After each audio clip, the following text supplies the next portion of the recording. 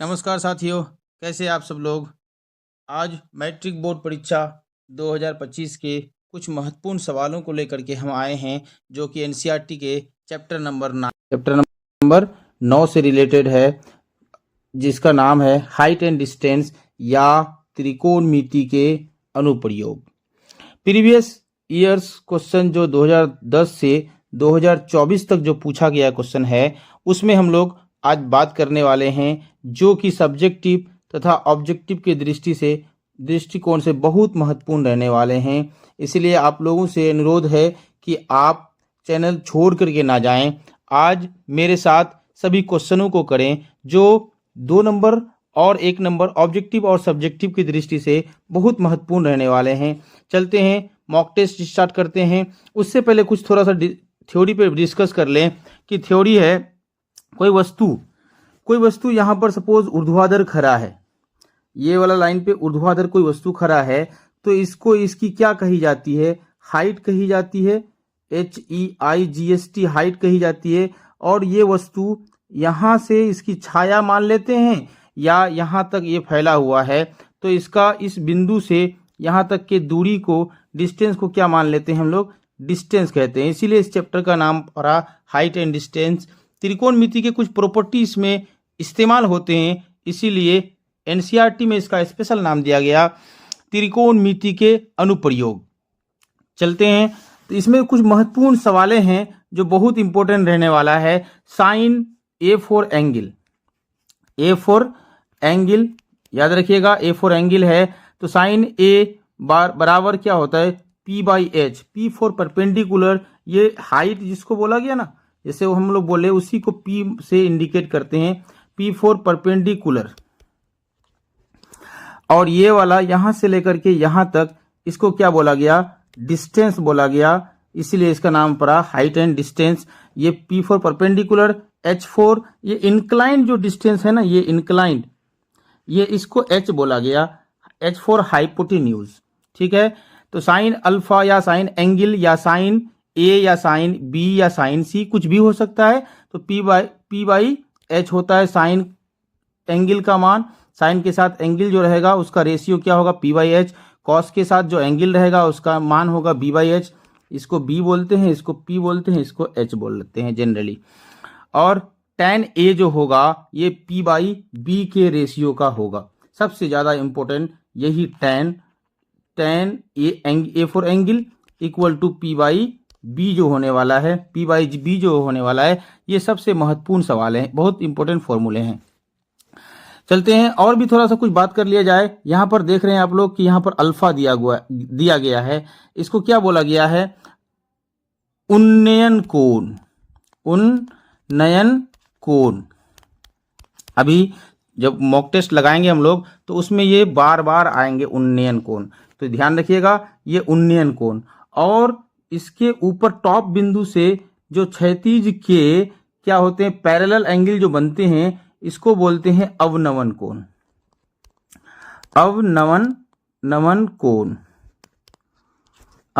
कोण बोलते हैं इसको, ध्यान रखिएगा। अवनमन कोण और उन्नयन कोण दोनों क्या होते हैं? इक्वल होते हैं। अल्फा इक्वल टू क्या होते हैं? बीटा इक्वल होते हैं। उन्नयन कोण अवनमन कोण बराबर होते हैं, ध्यान रखिएगा इस बात का। ये जो है ना, ये कई बार ऑब्जेक्टिव पूछे जाते हैं। उन्नयन कोण तथा अवनमन कोण, angle of elevation, angle of depression क्या होते हैं? तो ये इक्वल संबंध इन दोनों में क्या होते हैं? बराबर होते हैं, याद रखिएगा। चलते हैं हम लोग आगे बढ़ते हैं, आज का सवाल लेते हैं। आज का पहला सवाल है मेरा क्या? यदि सूर्य का अवनमन कोण 60 डिग्री, सूर्य का अवनमन कोण 60 डिग्री है, यहां से अवनमन कोण 60 डिग्री है। गलत फिगर बना, फिर से बनाते हैं। ये सूर्य है मान लेते हैं, यहां पर इसका अवनमन कोण कितना डिग्री है? 60 डिग्री है। 30 मीटर लंबी छाया बनने वाली, ये 30 मीटर है इसकी छाया, मीनार की ऊंचाई ज्ञात करें। मतलब यहां से इसका क्या है? H मान रहा है, H का मान मांग रहा है, तो हम लगाएंगे tan थीटा, tan कितना डिग्री? 60 डिग्री का वैल्यू क्या होगा, h बाई मेरा 30 आने वाला है। तो tan 60 का वैल्यू होता है √3 इक्वल टू h बाई 30। तो h का मान क्या आने वाला है मेरा 30√3, जो कि ऑप्शन नंबर ए में सही मौजूद है। इसीलिए पहला क्वेश्चन का ऑप्शन नंबर 1 करेक्ट रहने वाला है। चलते हैं आज की क्लास का अगला क्वेश्चन। अगला क्वेश्चन क्या है, क्वेश्चन नंबर दूसरा। क्वेश्चन क्या है, यदि मीनार के पाद से 50 मीटर दूर, ये मीनार है, इसके पाद से 50 मीटर दूर, 50 मीटर दूर स्थित बिंदु पर मीनार का उन्नयन कोण क्या है, 60 डिग्री। ठीक, तो मीनार की ऊंचाई ज्ञात करें। सेम क्वेश्चन जो पिछला 1 नंबर में बनाए वही 2 नंबर में सेम क्वेश्चन है।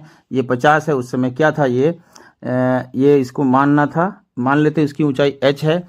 तो जिस तरह से उसको बनाए 50, उस समय सेम क्वेश्चन था 60 डिग्री, यहाँ भी 60 डिग्री है। तो हम लोग क्या निकाले थे, h का मान 30√3 निकाले थे। यहाँ भी क्या होगा, यहाँ क्या होने वाला है 50√3 होने वाला है। ठीक, चलते हैं अगला क्वेश्चन, 50√3 होने वाला है। अगला क्वेश्चन, क्वेश्चन नंबर तीसरा।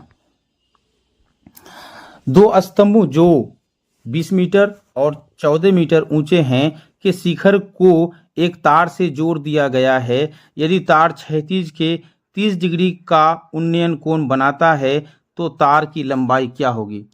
एक तार ऐसा है, एक स्तंभ ऐसा है, एक स्तंभ ऐसा है, ये 20 है और ये 14 है। यहाँ पर इसके शिखर को एक तार से जोड़ दिया गया है, तो इसका मतलब यहाँ पर क्या होगा, ये उन्नयन कोण कितना डिग्री का बोला है, 30 डिग्री का बोला। तो यहाँ से यहाँ तक 14, तो यहाँ से यहाँ तक भी क्या हो जाएगा 14। तो 14 से इसका मतलब ये पूरा तो 20 है, 14, इसका मतलब ये 6 रहने वाला है। ठीक, ये जब 6 रहने वाला है तो हमको h, ये वाला h हाइपोटेन्यूज का मान मांग रहा है। इसको क्या किससे मान लेते हैं h है। तार की शिखर के तार की जोड़ दिया गया है, तो तार की क्षैतिज से 30 डिग्री का कोण बनाता है। तार की लंबाई ज्ञात करें, तो तार की लंबाई h मान लेते हैं इसको। तार की लंबाई इक्वल टू h मान लेते हैं। तो क्या हो जाएगा, साइन, यहाँ p और h में संबंध, तो साइन थीटा मानना पड़ेगा। Sine 30 degree equal to 6 by क्या आएगा मेरा h आएगा। साइन 30 डिग्री का वैल्यू क्या होता है 1/2 इक्वल टू क्या हो जाएगा 6/h। तो इसलिए h बराबर क्या हो जाएगा, h बराबर इधर इस क्रॉस मल्टीप्लाई करेंगे तो 6 दूनी 12, h इक्वल टू 1, तो h का मान 12 मीटर आने वाला है, जो कि ऑप्शन नंबर डी में करेक्ट रहने वाला है। चलते हैं अगला क्वेश्चन, क्वेश्चन नंबर चौथा।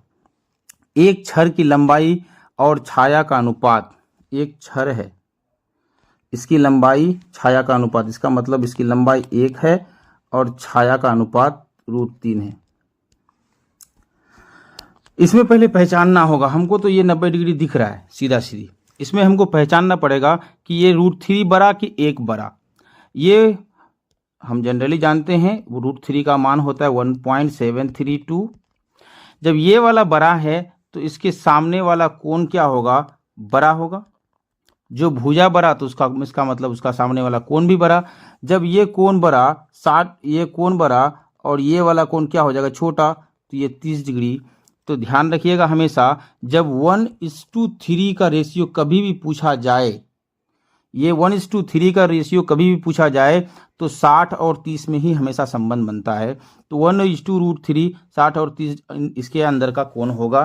तो इसके किसका कोण पूछा है, सूर्य का उन्नयन कोण। सूर्य का उन्नयन कोण क्या होगा 30 डिग्री, जो कि ऑप्शन नंबर सी में मौजूद है। एक बात ध्यान रखिएगा और भी, अगर ये दोनों क्या हों बराबर होता तो इसका मतलब ये 90, ये बराबर होता, इसका मतलब ये क्या होता 45 और ये भी 45। इस तरह के सवाल देखने को हम लोगों को मिलेंगे, इसलिए ध्यान रखिएगा। आगे बढ़ते हैं क्वेश्चन नंबर 5वां। क्वेश्चन नंबर 5वां, एक स्तंभ की लंबाई उसकी छाया का अनुपात √3:1 है। एक स्तंभ है, अभी देखिए उल्टा पूछ दिया, ये √3 ये 1, तो इसका मतलब ये कोण बड़का होगा और ये कोण क्या हो जाएगा छोटा होगा, क्योंकि इसके सामने वाली भुजा 1 है और इसके सामने वाली भुजा √3 है, तो इसका मतलब ये वाला कोण का मान क्या आने वाला है मेरा 60 डिग्री, और ये वाला कोण का मान क्या आने वाला है मेरा 30 डिग्री है। तो सूर्य का उन्नयन कोण क्या होगा? सूर्य का उन्नयन कोण अभी क्या होगा? उन्नयन कोण यही वाला ना बोलते हैं, तो ये 60 डिग्री होगा। ऑप्शन नंबर डी करेक्ट रहने वाला। क्वेश्चन है मेरा, सूर्य का उन्नयन कोण जब किसी सीधे खड़े खंभे की छाया की ऊंचाई के बराबर हो तो क्या होता है? सीधे खड़े खंभे की छाया के बराबर है, तो मतलब इसका उन्नयन कोण क्या होगा? मतलब ये वाला जितना ऊंचा है, ये वाला उतना ही दूरी के बराबर है। अगर उसको h मानते हैं तो इसको भी h मानना पड़ेगा। ये कंडीशन तभी संभव है जब इसका मान क्या हो? 45 डिग्री हो, और इसका भी मान क्या हो? 45 डिग्री हो। ये ऑप्शन नंबर क्या होगा? ऑप्शन नंबर बी करेक्ट रहने वाला है। चलते हैं अगला क्वेश्चन। Question number 10। दो क्या है? दो यदि H1 था H2 मीनार के दो मीनार के पादों को जोड़ने वाली रेखा एक मध्य बिंदु पर मीनार द्वारा क्रमशः 60 डिग्री और 30 डिग्री का कोण बनाता है। ये वाला मान लेते हैं ऐसे है जोड़ने वाला, इसको H1, इसको मान लेते हैं H2, इसको H1 मान लेते हैं। इसका मध्य बिंदु को जोड़ता है ये कोण बनाता है 30 डिग्री का, ये कोण बनाता है 60 डिग्री का। तो इसमें क्या हो जाएगा? ये अगर हम लोग x माने तो इसको भी x मानना पड़ेगा, क्योंकि ये मध्य बिंदु है। ठीक, तो पहला वाला त्रिभुज में इसमें अगर हम लगा दें tan 60 डिग्री, tan 60 डिग्री का वैल्यू कितना था? 1/√3। तो क्या हो जाएगा? H1, इसको हमने क्या माना? H1/x हो जाएगा। इसी तरह से ये tan 60 का वैल्यू 1/√3, इस x को उठा के अगर इस पार लेके आ जाएं तो यहाँ पर मेरा क्या आने वाला है? H1 आने वाला है, H1 आने वाला है। H1 अगर हम इसी तरह से H2 को बटे में रखें तो क्या आएगा? ये tan 30 होगा इसका वैल्यू। tan 30 का मान हम जानते हैं 1/√3 होता है, 1/√3 इंटू एक्स, x कैंसिल हो जाएगा। H1/H2 का मान क्या होगा? √3 इंटू ये नीचे से पलटी मार के जाएगा ऊपर, तो √3। तो H1/H2 का मान क्या आएगा मेरा? 3:1 आएगा। 3:1 ऑप्शन नंबर ए में मौजूद है, जो कि ऑप्शन नंबर ए करेक्ट रहने वाला है। चलते अगला क्वेश्चन। क्वेश्चन नंबर अगला थोड़ा सा छोटा कर लेते हैं। ठीक, एक 6 मीटर ऊंचे खंबे की छाया, एक 6 मीटर ऊंचे खंबे की छाया 2√3 है। 6 मीटर ऊंचे खंबे की 2√3, तो सूर्य का उन्नयन कोण ज्ञात करना है। ये वाला हमको मान मांग रहा है। चलते हैं हम लगाते हैं इसको थीटा मान लेते हैं। तो tan थीटा बराबर क्या होता है मेरा 6, मतलब ये p मान लेते हैं इसको p/b, इसको हमने b माना तो p/b, तो p का मान है 6, इसका मान है 2√3। इसको काट देते हैं 3 से, 3 इंटू 3 ये कट जाएगा, तो ऊपर में बचेगा क्या मेरा? √3। तो tan कौन सा एंगल का मान होता है √3? तो हम जानते हैं tan 60 डिग्री का वैल्यू होता है √3, तो इसका मान क्या होगा? थीटा का मान क्या आने वाला है? 60 डिग्री, जो कि ऑप्शन नंबर ए में मौजूद है। चलते हैं अगला क्वेश्चन। क्वेश्चन नंबर 11 के बाद क्वेश्चन नंबर 12। सूर्य का उन्नयन कोण जब किसी सीधे खड़े खंबे की छाया और उसकी लंबाई के बराबर हों तो कोण का मान क्या होगा? उन्नयन कोण का मान क्या होगा? ये वाला अच्छा क्वेश्चन है। ये वाला जितना ऊंचा है, ये वाला भी उतना ही क्या है? लंबा है। तो ये कब कंडीशन होगा? हम अभी ये बात किए 45 डिग्री। 45 डिग्री बराबर क्या होता है? 180 को अगर हम 4 से भाग देते हैं तो ये कितना होता है? 45 डिग्री के बराबर होता है। इसीलिए ये ऑप्शन नंबर सी करेक्ट रहने वाला है। ध्यान रखिएगा, pi radian equal to 180 degree होता है। अगला क्वेश्चन, 5 मीटर ऊंचे उदग्र मीनार, 5 मीटर ऊंचे उदग्र मीनार 5 मीटर दूर पर स्थित बिंदु मीनार की चोटी का उन्नयन कोण। 5 मीटर ऊंचे उदग्र मीनार के पाद से, ठीक, 5 मीटर ऊंचे उदग्र मीनार के पाद से 5 मीटर दूरी दूर पर स्थित बिंदु मीनार के उन्नयन कोण क्या होगा? ये वाला, ये भी 5। उन्नयन कोण क्या? दोनों सेम, इसका मतलब 45 degree. Option number B correct रहने वाला है। चलते हैं अगला क्वेश्चन। क्वेश्चन क्या है? उन्नयन कोण एवं अवनमन कोण में संबंध होता है। उन्नयन कोण अवनमन कोण हमेशा क्या होते हैं? एक दूसरे के बराबर होते हैं। हमें सबसे पहले क्लास स्टार्ट होने से पहले ये बात बताए थे। उन्नयन कोण अवनमन कोण क्या होते हैं? आपस में बराबर होते हैं। आज की 15 नंबर क्वेश्चन क्या है? यदि एक उदग्र खंभे की छाया की लंबाई खंभे की लंबाई के √3 गुना हो तो सूर्य का उन्नयन कोण क्या होगा? मान लेते हैं एक खंभा है, यदि खंभे की लंबाई √3 गुना है, लंबाई का √3, यदि खंभे की छाया की लंबाई 1 अगर माने तो खंभे की लंबाई क्या है? √3 गुना, मतलब ये √3 गुना है लंबाई, छाया की लंबाई खंभे की लंबाई के √3 गुना, मतलब √3 कौन है? छाया है। तो इसका मान क्या आने वाला है?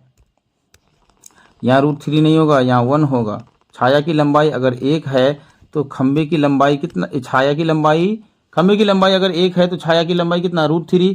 तो ये क्या होने वाला है? यहाँ अगर 1 तो ये वाला क्या हो जाएगा? 30 डिग्री और ये वाला 60 डिग्री। तो क्या बोला? सूर्य का उन्नयन कोण होगा तो 30 डिग्री होगा। सूर्य का उन्नयन कोण क्या होंगे? 30 डिग्री होंगे। ये वाला उन्नयन कोण कहा जाता है इसको, इसलिए इसका राइट आंसर 15, ये क्वेश्चन नंबर 15 का ऑप्शन नंबर बी करेक्ट रहने वाला है। चलते हैं अगला क्वेश्चन। Question number 16। एक आदमी 24 मीटर पश्चिम की ओर जाता है। मान लेते हैं ये वेस्ट, नहीं ऐसे गलत बात है, इसको सही नहीं, तरीका नहीं होगा। ये मान लेते हैं वेस्ट, ठीक, ये नॉर्थ, ये साउथ, ये ईस्ट। कोई आदमी क्या बोला? 24 मीटर पश्चिम की ओर जाता है। मान लेते 24 मीटर, यहां से चलना शुरू किया 24 मीटर, उसके बाद वो पुनः 10 मीटर उत्तर की ओर जाता है। यहां तक 10 मीटर उत्तर की ओर जाता है। यहां से चलना प्रारंभ किया था, 10 मीटर उत्तर की ओर जाता है। अब क्या बोला? अब वो अपने प्रारंभिक बिंदु से कितनी दूरी पर है? अच्छा सवाल है ये। यहां से फिर अभी कहाँ कितना दूरी पर है? ये वाला दूरी निकालना है हमको। तो हम लोग का पाइथागोरस डायरेक्ट लग रहा है यहाँ पर। ये वाला डिस्टेंस बराबर 10 का स्क्वायर प्लस 24 का स्क्वायर, 10 का स्क्वायर